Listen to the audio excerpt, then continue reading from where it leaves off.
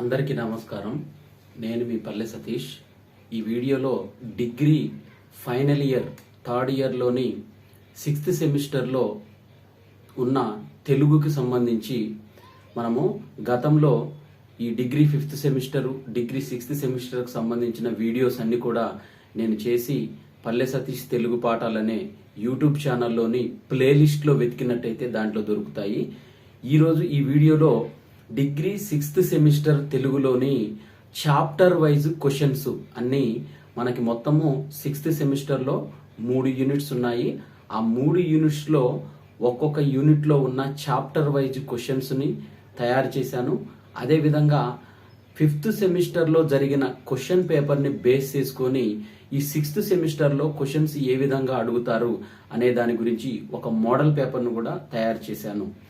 ఇది ఈ model paper ఈ చాప్టర్ వైజ్ క్వశ్చన్స్ కలిగిన ఈ సెకండ్ లాంగ్వేజ్ తెలుగు డిగ్రీలో ఫైనల్ ఇయర్లో ప్రవేశపెట్టిన ఈ second language Telugu BA, BSc, BCom, BBA లాంటి కోర్సులు చదివే విద్యార్థులందరికీ కూడా ఉపయుక్తంగా ఉంటుంది. ఇప్పటి వరకు నా ఛానల్ని ఎవరైనా చూడకపోతే ఈ పల్లె సతీష్ తెలుగు పాఠాలనే ఛానల్ని సబ్స్క్రైబ్ చేసుకొని ప్లేలిస్ట్లో వెతికినట్టయితే 6th సెమిస్టర్కు సంబంధించిన మొత్తము 14 క్లాసులకు సంబంధించిన ఇన్ఫర్మేషన్ని క్లాసుల రూపంలో చెప్పి నేను పొందుపరిచాను. ఈ వీడియోలో ముఖ్యంగా Telangana degree third year Telugu 6th semester 6వ సెమిస్టరు చాప్టర్ వైజ్ క్వశ్చన్స్, అదేవిధంగా ఒక మోడల్ పేపర్. ఈ మోడల్ పేపర్ని ఎక్కడి నుంచి తీసుకున్నానంటే నేను గత 5th సెమిస్టర్, ఎందుకంటే డిగ్రీలో ఫైనల్ ఇయర్లో 5th సెమిస్టర్లో ఏ విధంగా అయితే మోడల్ పేపర్ ఉంటుందో సేమ్ 6th సెమిస్టర్కి అదే విధంగా ఉంటుంది. కాబట్టి మొన్న రీసెంట్గా జరిగిన వివిధ యూనివర్సిటీల్లో క్వశ్చన్ పేపర్లను సేకరించి ఈ మోడల్ పేపర్ని నేను తయారు చేశాను. ఈ తయారు చేసిన model paper Osmania university, Kakatiya university, Telangana university, Satavahana university, Palamuru university, అదేవిధంగా మహాత్మా గాంధీ యూనివర్సిటీ, ఇలా ఈ అన్ని యూనివర్సిటీల్లో తెలంగాణలో నిర్వహించే అన్ని యూనివర్సిటీల్లో జరిగే మోడల్ పేపర్స్ అన్నిటిని తీసుకొని నేను దీన్ని పొందుపరిచాను. కాబట్టి ఇప్పుడు చాప్టర్ వైజ్ క్వశ్చన్స్ మనము చూద్దాము. దీంట్లో మనకి 3 అధ్యాయాలు ఉన్నాయి ఆల్రెడీ. దీంట్లో మొదటి అధ్యాయం సాహిత్య ప్రక్రియల పరిచయం. ఈ సాహిత్య ప్రక్రియల పరిచయము దీంట్లో మనకు మొదటి పాఠం నాటకము, రెండవ పాఠం నవల, మూడవ పాఠము కథానిక, 4వ పాఠ్యాంశము జీవిత చరిత్ర, 5వది ఉపన్యాస కళ. ఈ 5 పాఠ్యాంశాలు మొదటి యూనిట్లో ఉన్నాయి. అంటే సాహిత్య ప్రక్రియల్లో నవల, నాటకము, కథానిక, జీవిత చరిత్ర, అదేవిధంగా ఉపన్యాస కళ, ఈ 5 పాఠ్యాంశాలు ఉన్నాయి. తర్వాత రెండో అంశంలో మనకు రెండో అధ్యాయంలో జర్నలిజంలోని మౌలిక అంశాలు. ఈ జర్నలిజంలో మౌలిక అంశాలు ఈ యూనిట్లో కూడా మనకు ఒక 5 లెసన్స్ ఉన్నాయి. అవి మొదటిది వార్త 6వ పాఠ్యాంశంగా ఉంది. 7వ పాఠ్యాంశం వార్తా నిర్మాణము, తర్వాత 8వది వార్తా కథనాలు, 9వది ఇంటర్వ్యూ, తర్వాత 10వది అనువాదము. ఈ 5 పాఠ్యాంశాలు మనకి జర్నలిజంలోని మౌలిక అంశాలు అనే 2వ యూనిట్లో భాగంగా ఉన్నాయి. ఇక 3వ యూనిట్లో మనకు ప్రాజెక్టు పరిచయము. ఈ ప్రాజెక్టు పరిచయం అనే ఈ 3వ యూనిట్లో ఓన్లీ 4 పాఠ్యాంశాలను మాత్రమే ఇచ్చారు.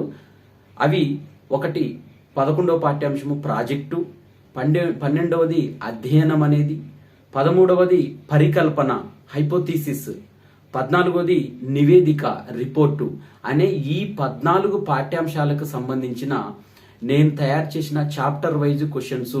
ఈ చాప్టర్ వైజ్ క్వశ్చన్స్ అన్ని కూడా మనకు తెలుగు అకాడమీ మనకు ఏదైతే తెలుగు అకాడమీ ముద్రించిన సాహితీ దుందుబి, ఈ సాహితీ దుందుబి అనే ఈ పాఠ్యపుస్తకము మీకు గతంలో కూడా ఈ వీడియోలన్నీ చేసింది కూడా ఈ తెలుగు పాఠ్యపుస్తకం తెలుగు అకాడమీ వారు ముద్రించిన ఈ సాహితీ దుందుబి అనే ఈ పాఠ్యాంశంలోని 6th సెమిస్టర్లో భాగంగా మొత్తము 14 లెసన్స్ కు సంబంధించి నేను వీడియోలు చేశాను. ఇప్పుడు వీటికి సంబంధించిన నోట్స్ను నేను స్క్రీన్ పైన ఉంచి అదేవిధంగా ఈ చాప్టర్ వైజ్ ప్రశ్నలు వీటితో పాటుగా మోడల్ పేపర్ను కూడా మీ ముందు ఉంచడానికి ప్రయత్నం చేస్తాను. ఇప్పుడు స్క్రీన్ పైన మీకు క్వశ్చన్ పేపర్ని ఉంచుతాను. ఇది మనకి degree third year Telugu semester sixth 6వ సెమిస్టరు చాప్టర్ వైజ్ తెలుగు ప్రశ్నలు అండ్ మోడల్ పేపర్. దీంట్లో మొదటి అధ్యాయము సాహిత్య ప్రక్రియల పరిచయం. దీంట్లో మొదటి పాఠము నాటకం. ఈ నాటకం అనే ఈ పాఠ్యాంశం నుంచి తయారు చేసిన ప్రశ్నలు: నాటకం యొక్క నిర్వచనం రాయండి, నాటకం యొక్క లక్షణాలు వివరించండి, నాటకం ఇతివృత్త రచనలోని వైవిధ్యంను రాయండి. ఇవి ఈ 3 ప్రశ్నలు కూడా మనకు 4 మార్కుల క్వశ్చన్లలో అడిగే అవకాశం ఉంది. తర్వాత 4వ ప్రశ్న నాటక రచనలో పాటించవలసిన పద్ధతులను తెలుపుతూ కన్యాశుల్కం నాటక రచనలో గురజాడ గారి పద్ధతులను రాయండి. క్వశ్చన్ అనేది ఇంత పెద్దగా అడగరు, దాన్ని సింపుల్గా నాటక రచనలో పాటించాల్సిన పద్ధతులను తెలియజేయండి అని అడుగుతారు. దీంట్లో కన్యాశుల్కం నేపథ్యం, సైడ్ హెడ్డింగ్స్ ఈ విధంగా రాయాలి: కన్యాశుల్కం వస్తువు, కన్యాశుల్కం ఇతివృత్తం, కన్యాశుల్కం యొక్క కథాశిల్పం, కన్యాశుల్కం యొక్క పాత్ర శిల్పం, గిరీశం పాత్ర చిత్రణ, కన్యాశుల్కము సంభాషణ శిల్పం మొదలైనవి ఈ పాఠ్యాంశంలో అడిగే ప్రశ్నలు. తర్వాత 2వ పాఠం మనం తీసుకున్నట్టయితే నవల. ఈ 2వ పాఠము నవల. ఈ నవల అనే ఈ పాఠ్యాంశంలో అడిగే ప్రశ్నలు ఏమని ఉన్నాయంటే: నవల యొక్క నిర్వచనాలను రాయండి లేదా నవల యొక్క నిర్వచనాలను తెలపండి. ఇది మనకు 4 మార్కుల ప్రశ్నకు అడిగే అవకాశం ఉంది. తర్వాత ప్రజల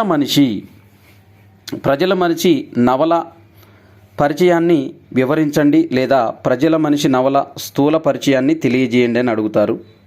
దీంట్లో సైడ్ హెడ్డింగ్స్ మనకు వ్యవహారిక వచనం, వస్తువు, ఇతివృత్తము, పాత్ర చిత్రణ, సన్నివేశ చిత్రణ, సంభాషణలు, వాతావరణ చిత్రణ అనే అంశాలను సైడ్ హెడ్డింగ్గా పెట్టి రాసినట్టయితే దీనికి లాంగ్ క్వశ్చన్గా అడుగుతారు దీన్ని, ప్రజల మనిషి నవల గురించి. తర్వాత నవల ప్రారంభము, నవల యొక్క ముగింపు వివరించండి. ఇది కూడా మనకు లాంగ్ క్వశ్చన్ సెకండ్ బిట్లో అడుగుతారు. 3వ పాఠ్యాంశము కథానిక. ఈ కథానికల నుంచి కథానిక నిర్వచనాలను రాయండి లేదా కథానిక నిర్వచనాలను తెలపండి అని 4 మార్కులకు అడుగుతారు. ఊరు అడవి కథను గురించి వివరించి రాయండి లేదా ఊరు అడవి కథను గురించి తెలియజేయండి అని అడుగుతారు 4 మార్కులకు. తర్వాత కథానిక యొక్క లక్షణాలను వివరించి రాయండి లేదా కథానిక యొక్క లక్షణాలను తెలియజేయండి అని లాంగ్ క్వశ్చన్ 12 మార్క్స్కి అడుగుతారు. 12 మార్క్స్ అని రాశాను. కొన్ని యూనివర్సిటీలు 12 మార్క్స్ అడుగుతాయి, కొన్ని యూనివర్సిటీలు 20 మార్క్స్ అడుగుతాయి. కాబట్టి దీంట్లో కథానిక యొక్క లక్షణాలను వివరించి రాయండి, లాంగ్ క్వశ్చన్ ఇది. దీంట్లో సైడ్ హెడ్డింగ్స్ క్లుప్తత, అనుభూతి, ఐక్యత, సంఘర్షణ, సౌష్ఠవ నిర్మాణం అని ఇవి సైడ్ హెడ్డింగ్స్ పెట్టాలి. తర్వాత కథారచనలో నైపుణ్యాలను గురించి రాయండి అనేది లాంగ్ క్వశ్చన్ 20 మార్క్స్కి అడుగుతారు. కొన్ని యూనివర్సిటీలు 12 మార్క్స్ అడుగుతాయి. దీంట్లో సైడ్ హెడ్డింగ్స్ ఏం రాయాలంటే వస్తువు, ఎత్తుగడ, పాత్రలు, శిల్పం, సన్నివేశాలు, సంఘటనలు, వర్ణనలు, కంఠస్వరం, ముగింపు, కథ పేరు, భాష, సంభాషణలు ఈ మొదలైన సైడ్ హెడ్డింగ్స్ వచ్చే విధంగా ఈ కథారచనలు నైపుణ్యాలను గురించి రాయాల్సి ఉంటుంది. తర్వాత కథారచనలో పాటించవలసిన కొన్ని జాగ్రత్తలను గురించి రాయండి అని మనకి 4 మార్కుల ప్రశ్నకు అడుగుతారు. 4వ పాఠ్యాంశము జీవిత చరిత్ర.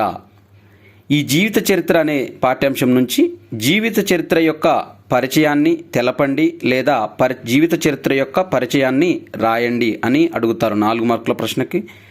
తర్వాత జీవిత చరిత్ర నిర్వచనాన్ని రాయండి లేదా జీవిత చరిత్ర నిర్వచనాన్ని తెలపండి అని అడుగుతారు 4 మార్కుల ప్రశ్నకు. జీవిత చరిత్ర యొక్క లక్షణాలను వివరించి రాయండి లేదా జీవిత చరిత్ర యొక్క లక్షణాలను తెలియజేయండి అని 4 మార్కులకు అడుగుతారు. దీంట్లో జీవిత చరిత్ర యొక్క వికాసాన్ని ఉదాహరణలతో రాయండి లేదా ఉదాహరణలతో తెలపండి అని లాంగ్ క్వశ్చన్కి అడుగుతారు. 12 మార్కులు లేదా 20 మార్కులకు అడుగుతారు. తర్వాత 5వ పాఠ్యాంశము ఉపన్యాస కళ. ఈ ఉపన్యాస కళ అనేది ఈ పాఠ్యాంశం నుంచి ఉపన్యాస కళ యొక్క పరిచయాన్ని రాయండి.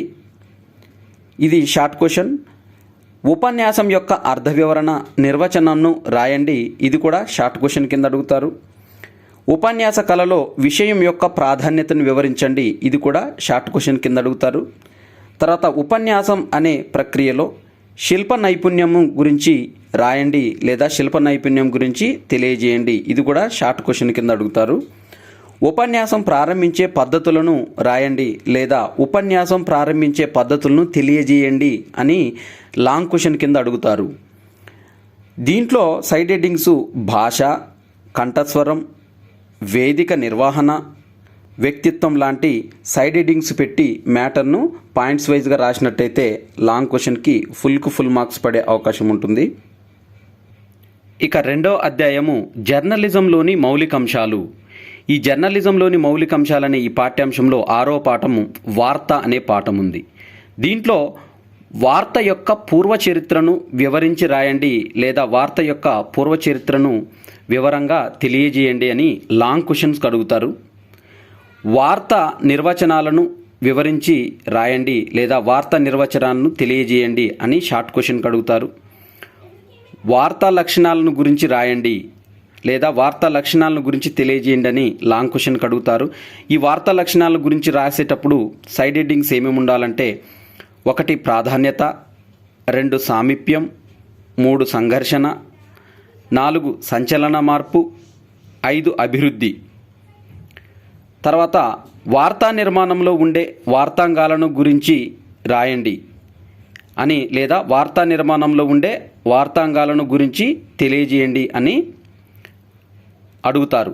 దీంట్లో సైడ్ హెడ్డింగ్స్ ఏముండాలంటే శీర్షిక హెడ్లైన్, 2వది తేదీ, 3వది లీడ్ విషయ పరిచయం, 4వది బాడీ విషయ వివరణ, 5వది ఉపశీర్షికలు అనేవి సైడ్ హెడ్డింగ్స్గా పెట్టి రాసినట్టయితే లాంగ్ క్వశ్చన్కి 20 మార్క్స్ కానీ 12 మార్క్స్ కానీ ఏ మార్క్స్కి అడిగినా కానీ వాటికి సరైన మార్క్స్ వచ్చే అవకాశం ఉంటుంది.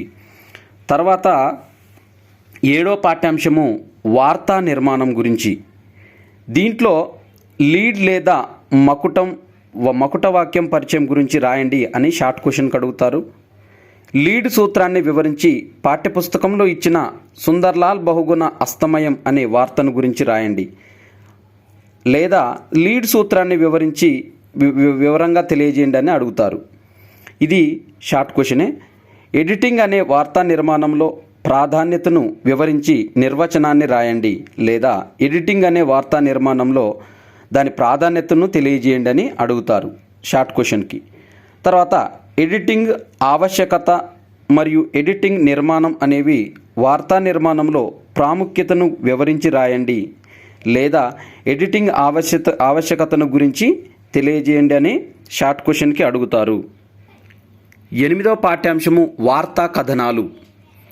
ఈ వార్తా కథనాలు అనే చాప్టర్ నుంచి వార్త అంటే ఏమిటో పరిచయాన్ని వివరించండి లేదా వార్త అంటే ఏమిటో తెలియజేయండి అని షార్ట్ క్వశ్చన్ అడుగుతారు. వార్తా కథనం అంటే వివరించండి అని షార్ట్ క్వశ్చన్ అడుగుతారు. వార్తా నిర్మాణంలో వార్తా కథనాల ప్రాధాన్యతను వివరించండి లేదా వార్తా నిర్మాణంలో వార్తా కథనాల ప్రాధాన్యతను తెలియజేయండి అని లాంగ్ క్వశ్చన్ అడుగుతారు. వార్తా కథనాలు రాయడానికి గుర్తుంచుకోవాల్సిన అంశాలను గురించి రాయండి అని లేదా వార్తా కథనాలు రాయడానికి గుర్తుంచుకోవాల్సిన అంశాలను గురించి తెలియజేయండి అని షార్ట్ క్వశ్చన్లో అడుగుతారు. తర్వాత 9వ పాఠ్యాంశము ఇంటర్వ్యూ. దీంట్లో ఇంటర్వ్యూ అంటే ఏమిటో వివరించండి లేదా ఇంటర్వ్యూ అంటే ఏమిటో తెలియజేయండి షార్ట్ క్వశ్చన్ అడుగుతారు. ఇంటర్వ్యూ నిర్వచనాలను గురించి రాయండి లేదా ఇంటర్వ్యూ నిర్వచనాలను తెలియజేయండి. షార్ట్ క్వశ్చన్ అడుగుతారు. ఇంటర్వ్యూ అనేది ఎవరిని చేయాలో వివరించండి లేదా ఇంటర్వ్యూ అనేది ఎవరిని చేయాలో తెలియజేయండి అని 12 మార్క్స్కి అడుగుతారు లేదా 20 మార్క్స్కి అడుగుతారు. దృశ్య మాధ్యమ ఇంటర్వ్యూ అంటే ఏమిటో రాయండి అని షార్ట్ క్వశ్చన్కి అడుగుతారు. ఇంటర్వ్యూలోని ప్రధాన రకాలను వివరించి రాయండి అని లేదా ఇంటర్వ్యూలో ప్రధాన రకాలను వివరంగా తెలియజేయండి అని లాంగ్ క్వశ్చన్కి అడుగుతారు. దీంట్లో 5 సైడ్ హెడ్డింగ్స్ ఉంటాయి. 1 వ్యక్తిత్వ పరిచయ ఇంటర్వ్యూ, 2వది విషయ కేంద్రీకృత ఇంటర్వ్యూ, 3వది ప్రజాభిప్రాయ ఇంటర్వ్యూ, 4వది ప్రాయోజిత ఇంటర్వ్యూ, 5వది మోడల్ ఇంటర్వ్యూ అనే సైడ్ హెడ్డింగ్స్ పెట్టి వీటిని వివరించి రాసినట్టయితే ఫుల్ మార్క్స్ లాంగ్ క్వశ్చన్కి పడతాయి. అనువాదం 10వ పాఠ్యాంశం అనువాదం. ఈ అనువాదం పాఠ్యాంశం నుంచి అనువాదం అంటే ఏమిటి పరిచయాన్ని రాయండి లేదా అనువాదం అంటే ఏమిటో వివరంగా తెలపండి అని షార్ట్ క్వశ్చన్ అడుగుతారు. అనువాదం నిర్వచనాలను వివరించి రాయండి లేదా అనువాదం నిర్వచనాన్ని తెలియజేయండి అని షార్ట్ క్వశ్చన్ అడుగుతారు. అనువాదం రకాలను తెలపండి లేదా అనువాదం రకాలను రాయండి అని షార్ట్ క్వశ్చన్ అడుగుతారు. తర్వాత అనువాద ప్రక్రియలో ఉన్న దశలను గురించి తెలియజేయండి లేదా అనువాద ప్రక్రియలో ఉన్న దశలను గురించి రాయండి అని లాంగ్ క్వశ్చన్ అడుగుతారు. అనువాదంలో వాటిల్లే సమస్యలను గురించి రాయండి లేదా అనువాదంలో వాటిల్లే సమస్యలను తెలియజేయండి అని షార్ట్ క్వశ్చన్ అడుగుతారు. తర్వాత 3వ అధ్యాయం మనకు 6th సెమిస్టర్లో ఉన్న 3వ అధ్యాయము ప్రాజెక్టు పరిచయము. ఈ ప్రాజెక్టు పరిచయంలో 11వ పాఠ్యాంశము ప్రాజెక్టు. ప్రాజెక్ట్ అంటే ఏమిటో రాయండి లేదా ప్రాజెక్ట్ అంటే ఏమిటో తెలపండి అని షార్ట్ క్వశ్చన్ అడుగుతారు. ప్రాజెక్టు పరిచయాన్ని వివరించి ప్రాజెక్టు రకాలను వివరించి రాయండి లేదా ప్రాజెక్టు పరిచయాన్ని వివరించి ప్రాజెక్టు రకాలను తెలియజేయండి అని లాంగ్ క్వశ్చన్ కింద అడుగుతారు. దీంట్లో మనకు సైడ్ హెడ్డింగ్స్ ఏమేమి ఉంటాయంటే శాస్త్ర సాంకేతిక రంగాల్లో ఏమేమి ప్రాజెక్టులు ఉంటాయి, నీరు, విద్యుత్తు, రోడ్లు మరియు భవనాలు, మైనింగ్ ప్రాజెక్టులు మొదలైన వాటి గురించి సైడ్ హెడ్డింగ్ పెట్టి వివరించాలి.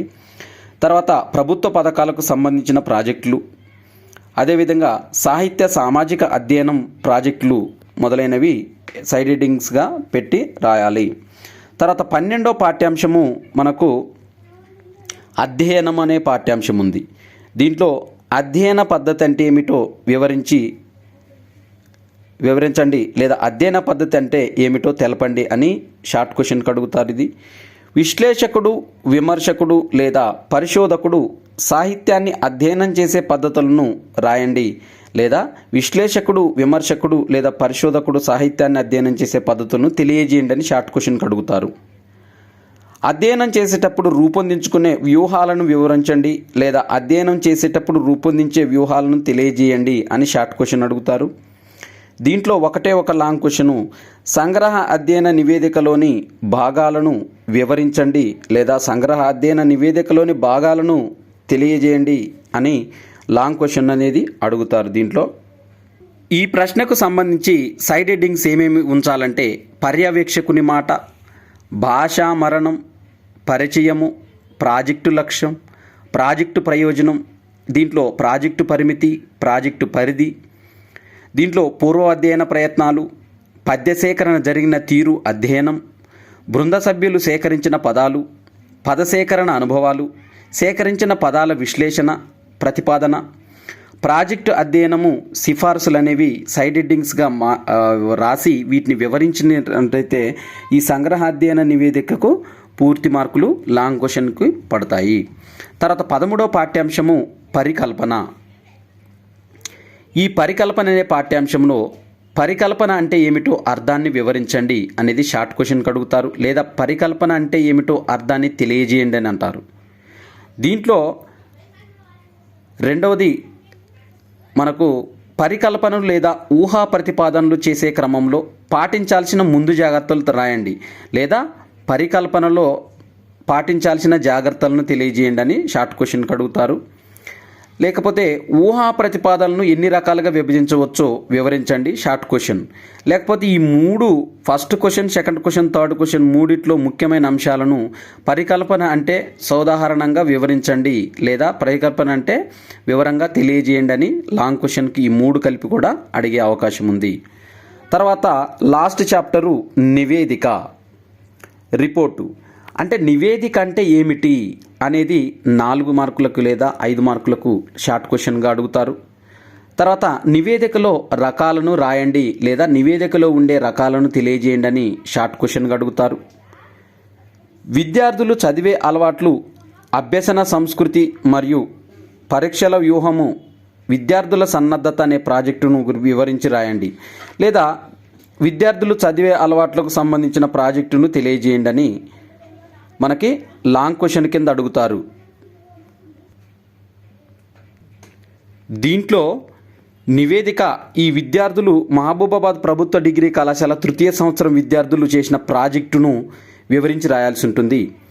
తర్వాత సిద్దిపేట జిల్లా శాసనాలు అనే అంశంపైన సిద్దిపేట ప్రభుత్వ స్నాతక కళాశాల విద్యార్థులు బృంద నివేదికను వివరించి రాయండి, లేదా సిద్దిపేట జిల్లా శాసనాలు అనే నివేదికను గురించి తెలియజేయండి అని మనకు లాంగ్ క్వశ్చన్లో అడుగుతారు. 20 మార్క్స్ క్వశ్చన్స్.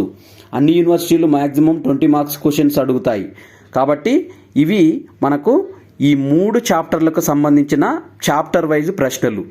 ఇప్పుడు ఈ 3 చాప్టర్లో ఉన్న మెయిన్ కొన్ని క్వశ్చన్స్ అన్నిటినీ నేను సేకరించి 5th సెమిస్టర్లో మనకిచ్చిన క్వశ్చన్ పేపర్ ఏ విధంగా ఉందో ఆ క్వశ్చన్ పేపర్ని బేస్ చేసుకొని 6th సెమిస్టరు ఈ విధంగా ఉండొచ్చని నేను క్వశ్చన్ పేపరు తయారు చేశాను. ఇప్పుడు ఆ మోడల్ పేపర్ని చూద్దాము. మనకి degree third year Telugu semester 6th semester model paper మాదిరి ప్రశ్నపత్రం. మనకి క్వశ్చన్ పేపర్ పైన హెడ్డింగ్ ఈ విధంగా ఉంటుంది. Faculty of arts, social science, commerce, management, BA, BSc, BCom, BBA 6th semester CBCS choice based credit system examination అని ఇక్కడ మనకు ఎగ్జామినేషన్ ఎప్పుడు జరిగితే మీకు అక్కడ ఆ ఎగ్జామినేషన్ ఇయర్ అనేది ఇక్కడ ప్రింట్ అవుతుంది. 2022 ఆ మంత్ ప్రింట్ అవుతుంది. తర్వాత Telugu 6th semester second language. ఇది Osmania university, Kakatiya university, Satavahana university, Palamuru university, Telangana university, Mahatma Gandhi university, all universities in Telangana state అన్ని యూనివర్సిటీలకు వర్తిస్తుంది. ఇది టైం డ్యూరేషన్ వచ్చేసి 3 గంటలు, టోటల్ మార్క్స్ వచ్చేసి 80 మార్కులు. దీంట్లో మొదటి భాగం దీంట్లో సంగ్రహ సమాధానాలు అడగటం జరుగుతుంది. అంటే షార్ట్ క్వశ్చన్స్. దీంట్లో ఏవేని 4 ప్రశ్నలకు మాత్రమే సమాధానం రాయాల్సి ఉంటుంది. 4 5 20. ఒక్కదానికి 5 మార్క్స్ క్వశ్చన్స్. 5 మార్క్స్ క్వశ్చన్ కింద అడుగుతారు.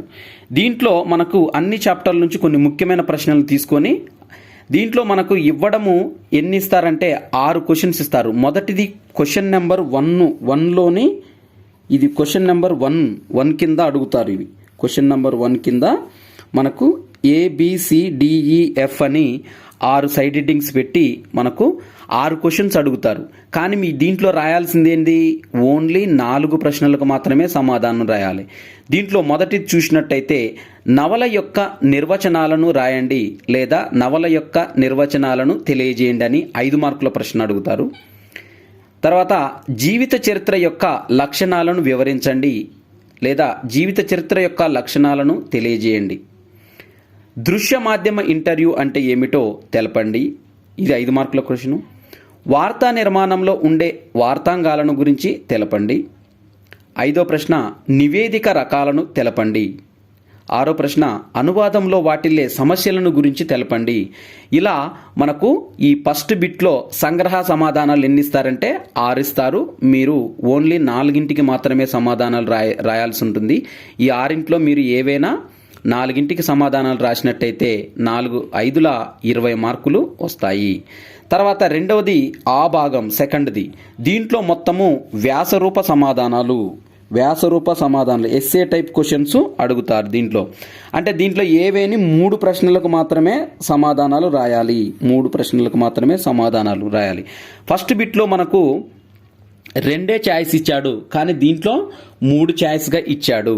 దీంట్లో మొత్తము ఒక ప్రశ్నకు వచ్చేసి 20 మార్కుల చొప్పున 3 20ల 60 మార్కులు వస్తాయి. అంటే ఫస్ట్ బిట్లో 20 మార్కులు, ఇవి 60 మార్కులు, మొత్తము 80 మార్కులుగా ఉంటాయి.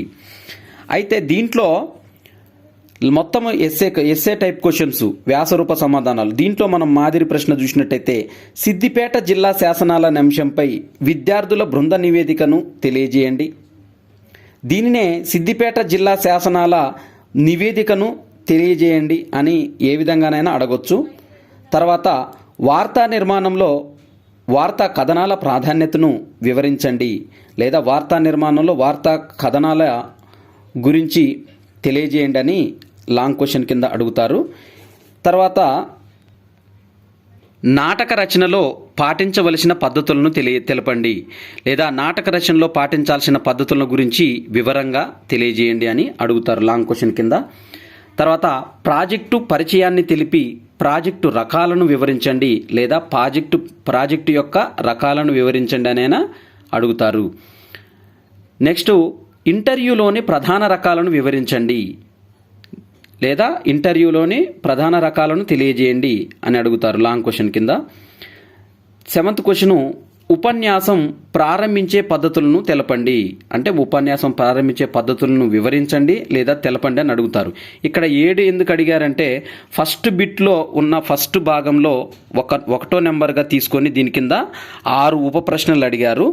ఇవి మొత్తము 20 మార్కులు. ఇవి మొత్తము 6 ప్రశ్నలు ఇచ్చి 6 3 రాయమంటాడు. 3 20ల 60 మార్కులు అంటే మొత్తము 20 + 60 మొత్తం 80 మార్కులు. ఇవన్నీ కూడా ఈ చాప్టర్ వైజ్ ప్రశ్నలు, దీనికి సంబంధించిన మోడల్ పేపర్ అనేది మీ ముందు ఉంచడం జరిగింది. ఇది మనకు మొత్తము 6th సెమిస్టర్కు తెలుగుకు సంబంధించిన మొత్తము చాప్టర్ వైజ్ ప్రశ్నలు, అదేవిధంగా మోడల్ పేపర్ అనేది మొత్తము వివరించడం జరిగింది. నేను 5th సెమిస్టర్కు సంబంధించిన మోడల్ పేపర్ను కూడా తయారు చేసినప్పుడు వివిధ యూనివర్సిటీల నుంచి కొంతమంది విద్యార్థులు కొన్ని డౌట్స్ తోని మంచిగా ఫోన్లు చేసి మంచిగా వాటిని వివరణ అడిగాడు. ఈ 5th సెమిస్టర్కు సంబంధించిన చాప్టర్ వైజ్ ప్రశ్నలు, అదేవిధంగా ఆ 5th సెమిస్టర్కు సంబంధించిన మోడల్ పేపర్ అన్ని కూడా దాదాపుగా 10,000 మంది దాకా చూసి మంచిగా ఆదరించారు. ఈ వీడియోను కూడా మంచిగా చూసి మీ దగ్గర ఏ మెటీరియల్ ఉన్నా కానీ తెలుగు అకాడమీ ఉంటే తెలుగు అకాడమీలో చూసి చాలా సింపుల్ గా సరళమైన భాషలో ఈ తెలుగు అకాడమీలో సాహితీ దుందుబి అనే అంశాలు, దీంట్లో మంచిగా 14 పాఠ్యాంశాలకు సంబంధించిన మంచి వివరణలు ఈ తెలుగు అకాడమీ బుక్ లో ఇచ్చారు. ఒకవేళ తెలుగు అకాడమీ బుక్ మీకు అందుబాటులో లేకపోయినట్టయితే ఏ మెటీరియల్ అయినా కానీ మీకు ఏ మెటీరియల్ తయారు చేసినా కానీ through the based of Telugu academy book ని చేసుకునే ఆ యూనివర్సిటీలు సిలబస్లు అనేవి తయారు చేస్తాయి. కాబట్టి ఏ మెటీరియల్ దొరికినా కానీ ఆ మెటీరియల్లో ఈ ఇచ్చిన మోడల్ పేపర్కు అనుగుణంగా మీరు మంచిగా ప్రిపేర్ అయినట్టయితే దాదాపుగా 80 మార్కులకు 70 నుంచి 75 మార్కులు వచ్చే అవకాశం ఉంటుంది. చాలా సింపుల్ గా ఉంటుంది ఈ 6th సెమిస్టర్ కూడా. ఇది నా గత వీడియోలను ఆదరించినట్టే ఈ వీడియోను కూడా మంచిగా చూస్తారని కోరుకుంటున్నాను. ఈ వీడియో మీకు నచ్చినట్టయితే లైక్ చేయండి. ఈ డిగ్రీ ఎవరైతే ఫైనల్ ఇయర్లో 6th సెమిస్టర్ చదువుతున్నారో వారికి ఈ వీడియోని షేర్ చేయండి. నా ఛానల్ సబ్స్క్రైబ్ చేసుకోవడం ద్వారా నేను చేసే వీడియోస్ అన్ని కూడా మీకు నోటిఫికేషన్ రూపంలో పొందుతారు. ఎవరైనా మీ జూనియర్స్ ఎవరైనా ఉంటే దాంట్లో degree 2nd year, 4th semester, 2nd semester, 3rd semester, 1st semester వీటికి సంబంధించిన వీడియోస్ అన్ని కూడా నా ఛానల్లోని ప్లేలిస్ట్లో ఉంచాను. తర్వాత వీలుంటే వివిధ యూనివర్సిటీలో తెలుగు ఎంట్రన్స్ కు సంబంధించిన వీడియోస్ కూడా చేసి నేను ప్లేలిస్ట్ లో ఉంచుతాను. Thank you everyone.